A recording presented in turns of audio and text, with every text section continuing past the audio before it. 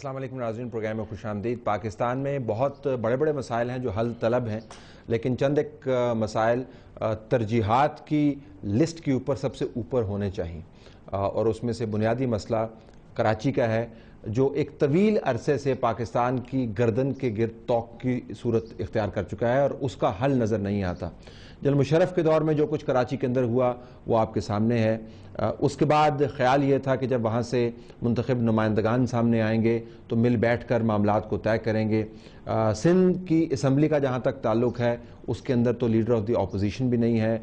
वहाँ की जितनी मेजर पार्टियाँ हैं वो एक दूसरे के साथ मिल बैठती हैं। अगर सिंध के अंदर नहीं मिल बैठती तो वफाक के अंदर उनका आपस में बड़ा गहरा रिश्ता है। पीपल्स पार्टी का होम बेस है, लेकिन कोई खैर की खबर आपको कराची से नहीं मिलेगी क्योंकि शहर बहुत बड़ा है और यहाँ पर बड़े जिदार लोग बसते हैं। इस वजह से इसकी तकलीफ़ उस तरह महसूस नहीं होती। लेकिन अगर आप एदाद शुमार देखें तो कराची रोज़ एक गहरी मौत मरता है। इसको हम बचा क्यों नहीं पा रहे? और आने वाले दिनों में बिजनेस भी रिलोकेट हो रहा है। कराची शहर को बचाना और सिंध को गवर्न करना आज के प्रोग्राम का मौजू है। हमारे पास जो चारों मेहमान हैं उनका ताल्लुक इस तमाम इशू से बराह रास्त है। हमारे पास सेनेटर सईद गनी साहब तशरीफ़ फरमा है, इनका ताल्लुक कराची से है और हमें बता रहे थे कि ये कराची ही इनका ओरिजिनल गांव है। बड़ी अच्छी बात है जी, बहुत शुक्रिया आपने हमें ज्वाइन किया पीपल्स पार्टी की तरफ से।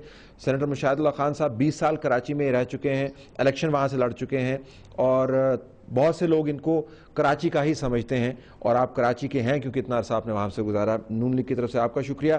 अयाज लतीफ़ पुलीजी साहब, सेंट्रल प्रेसिडेंट अवामी तहरीक, और अवामी तहरीक का सिंध की सरजमीन से जो जोड़ है उसकी हमें तशरीह की ज़रूरत नहीं है, हम इनको प्रोग्राम में खुश आमदीद कहते हैं। और एजाज चौधरी साहब, vice president, member central executive committee, Pakistan Tehreek Insaf, वो जमात जो कराची जैसे बड़े शहरों के अंदर अपना सिक्का जमाने के बाद उनका ख्याल है जब वो सिक्का जम जाएगा तो फिर यहाँ से हम बड़ी इलेक्ट्रल विक्ट्री ले पाएंगे, वो भी इस प्रोग्राम में रिप्रेजेंटेड है। अयाज साहब, आपसे बात का आगाज़ और मुख्तसरन अगर आप मुकदमा बयान कर दें, मौजूदा सूरत हाल को अगर आपने दुरुस्त करना होगा। कराची से मैं बात का आगाज़ कर रहा हूँ। रोज़ाना कत्ल व गारतगरी हो रही है, पुलिस वालों को मारा जा रहा है, लियारी का ऑपरेशन आपके सामने। इसका आगाज़ कहाँ से करेंगे इस तमाम मामले को सुधारने का? देखिए जी तलत साहब, इसके चार पहलू। अयाज साहब, पहला पहलू तलत साहब ये है कि जो आलमी ताकतें हैं वो बंदर अब्बास जाने के बाद, पोर्ट सईद जाने के बाद, हांगकांग जाने के बाद उन्हें सेंट्रल एशिया के गर्म पानियों तक और एनर्जी के रिसोर्सेस तक पहुंचने के लिए एक अपना रास्ता चाहिए जो कराची से होके गुजरता है। उसके लिए वहां उनकी पसंदीदा ताकतें हों जिनके पास इख्तियार हो, जिनको वो कंट्रोल कर सकें। दूसरा पहलू यह है कि कराची पाकिस्तान का इकोनॉमिक हब है, यहाँ खरबों रुपए का बिजनेस होता है, तमाम जो बड़े इंडस्ट्रियलिस्ट हैं वो कराची में बसते हैं, बंदरगाह है, इसलिए यहाँ क्राइम और भत्ताखोरी बहुत बड़ा बिजनेस है, उससे बहुत बड़ी इनकम है जो लोग समझ नहीं सकते, तस्वुर नहीं कर सकते। तीसरा पहलू यह है कि पाकिस्तान में जो दूसरी बड़ी पॉलिटिकल पार्टीज हैं जैसा कि पाकिस्तान पीपल्स पार्टी है या PMLN है या तहरीक इंसाफ, जमा इस्लामी वगैरह, वो माजी में हमेशा उन्होंने पॉलिटिक्स की है वोटों के जरिए। कराची में हमारी एक आध तंजीम का तस्वुर यह है कि वोटों के बजाय स्ट्रीट पावर और गन पावर के जरिए हम मेन स्ट्रीम में आएंगे और अपना हक मनवाएंगे और अपने हकूक से ज्यादा लेंगे। उस पॉलिटिक्स का आगाज तब हुआ जब 88 और 87 में एक तंजीम के सरबराह ने कहा कि रेफ्रिजरेटर और टीवी बेचकर आप हथियार ले लें। चौथा पहलू इसका यह है कि हमारे पीपल्स पार्टी की जो क़यादत है उसको मरकज में जो कौमी असेंबली में एदाद शुमार की गेम में जो तादाद चाहिए, यू लीग या नवाज लीग या दूसरों पे डिपेंड न करने की ख्वाहिश लेकर, उसमें उनकी ख्वाहिश है कि MQM जो कहे वो कहें कि कमिश्नरी निजाम ना हो तो न करें, वो कहें कि 15 लाख वाले हैदराबाद को 4 जिला कर दें और 2 करोड़ वाले कराची को 1 जिला कर दें तो वो कर देना है, सिंधी तुलबा की दाखिला ना हो, टारगेट किलर्स गिरफ्तार ना हो, मेमन और काठियावाड़ी और बोरी सब बेचारे चंदा देने पे मजबूर हो, जो कहे वो करना है, उस पे क्या चल रहा है। अच्छा, इधर ही रहिए, आपके नुकात बड़े बावजन हैं, जरा इसको पहले नुक्ते को लेके आते हैं। सईद गनी साहब, किसी दुनिया का कोई उठा लें, फाइनेंशियल हब के ऊपर सबका इत्तफाक राय होता है कि इसको आपने स्टेबल रखना है, और कराची में बिलखसूस और सिंध में बिलअमूम पीपल्स पार्टी का हाथ रोकने वाला कोई नहीं है। आप जब चाहते हैं वहाँ पर एहतजाज कर लेते हैं, जब चाहते हैं पॉलिसी तब्दील कर लेते हैं। आप स्ट्रीट्स पर अमन क्यों नहीं ला पा रहे? What is your assessment?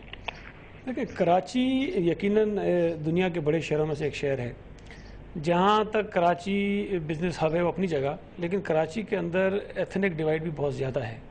Karachi کی اگر آپ ہسٹری اٹھا کے دیکھیں تو اتنی شدید نفرتیں لوگوں میں پیدا ہو گئی ہیں ایک دوسرے کے درمیان کہ جس کو کم کرنے میں شاید ابھی بھی لوگ کامیاب نہیں ہو سکے. کوششیں تو بہت ہوئی ہیں لیکن ابھی بھی وہ ہیں، اور مسٹرسٹ ہے.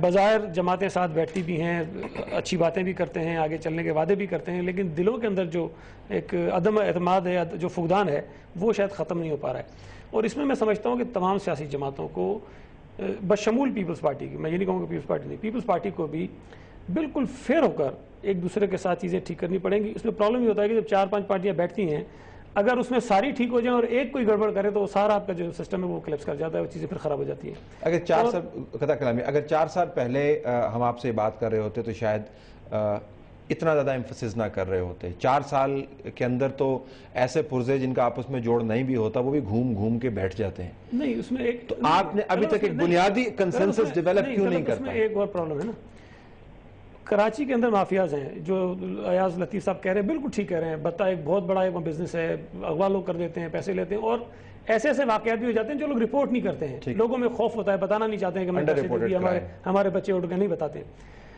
پولیٹیکل پارٹیز کی آڑ لے کر وہ کرمنلز ہوتے ہیں، کام کرتے ہیں شہروں میں. اچھا، اب اگر جب میں جنرل سیکرٹری بھی رہا ہوں کراچی کا سے چند مہینے پہلے تک، ہمیں جب پتہ چلتا تھا کہ پیپلز پارٹی کا نام لے کے کوئی شخص اگر زمین پہ قبضہ کر رہا ہے کہ اگر پتہ چل جائے تو ہم ان کے خلاف ایکشن کرتے تھے، ڈس اون کرتے تھے، ایف آئی آر کٹواتے تھے، پکڑوائے بھی لوگ ہم نے. لیکن ہر آدمی کے اندر اتنی ہمت نہیں ہے کہ وہ اس مجرم کی کمپلینٹ کر سکے پارٹی کو جا کر کہ یہ آدمی یہ کر رہا ہے. حکومت کی اجتماعی ہمت تو ہوتی ہے نا. نہیں دیکھیں، اگر اگر کوئی شخص آپ سے آ کے کوئی آپ کی زمین پہ قبضہ کر لیتا ہے، آپ سے پیسے مانگ لیتا ہے، جب تک آپ مجھے بتاؤ گے نہیں تو مجھے پتہ نہیں چلے گا. تو وہاں پر یہ خوف ہے لوگوں میں. اب یہ ذمہ داری حکومت کی بالکل ہے، لیکن کراچی کا ایشو اتنا زیادہ سینسیٹیو ہو گیا ہے، اگر حکومت ایک طرف ہو کے کوئی ایکشن لینا شروع کر دے تو یہاں پر جو دوسری جماعتیں وہ پولیٹیکل گین کے لیے اس کو استعمال کرنا شروع کر دیتی ہیں.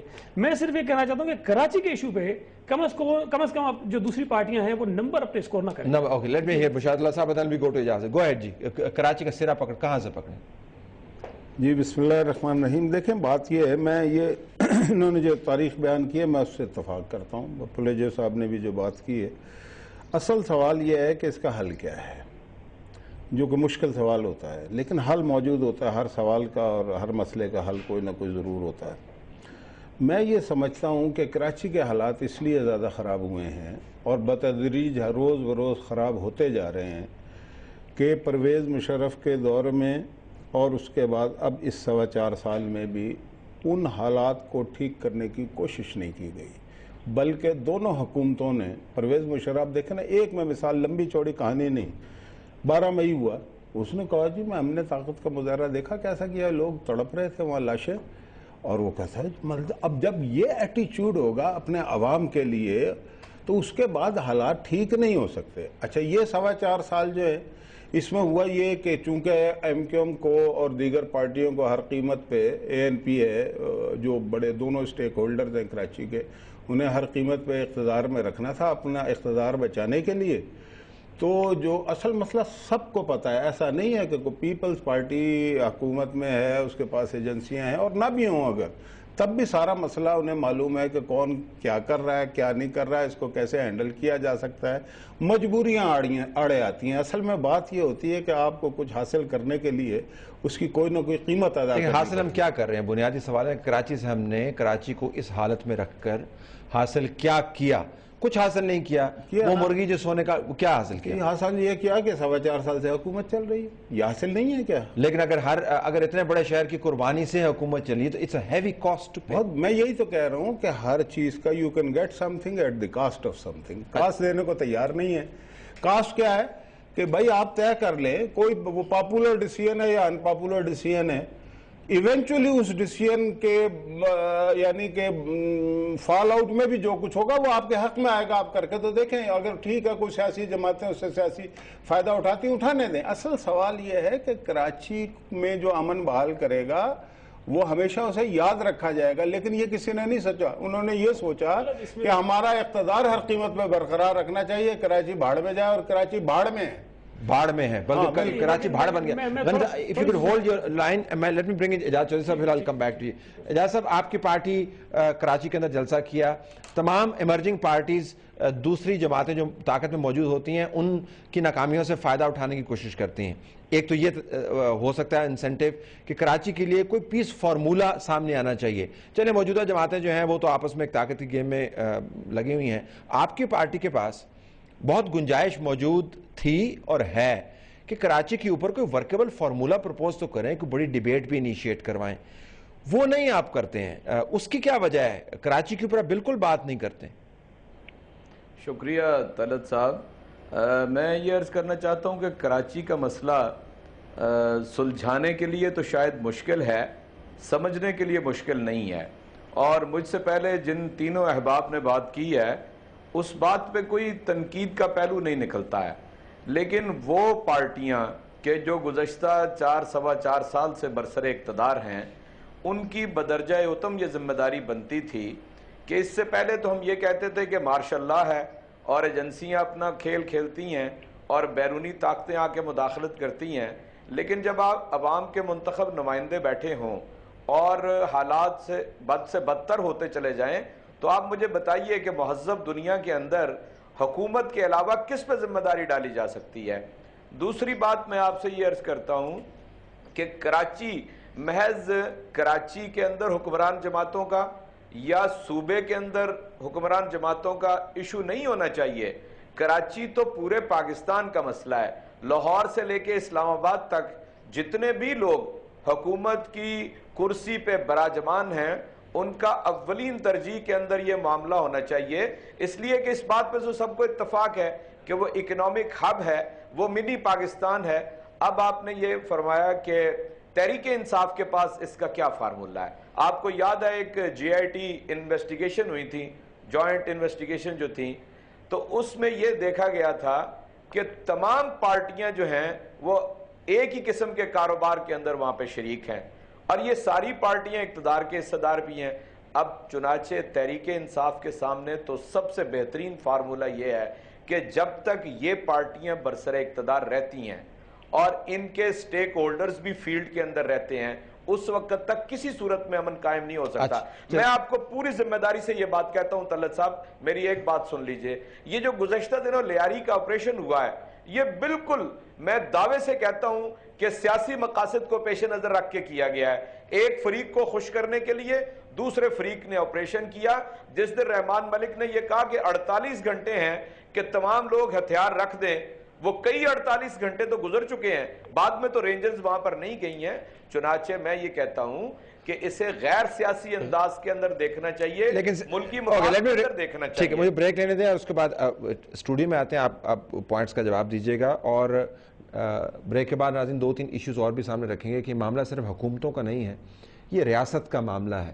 4-5 بڑے بڑے ہبز ہیں جن کے اوپر ریاست کو فوکس کرنا ہوتا ہے. پاکستان کی سیکیورٹی کے ہب کے اندر کراچی کی ایک نمایاں پوزیشن ہے. ریاست کے اداروں کی اس کے اوپر کیا پالیسی ہے اور خاموشی کیوں جاری ہے؟ آفٹر اس بریک.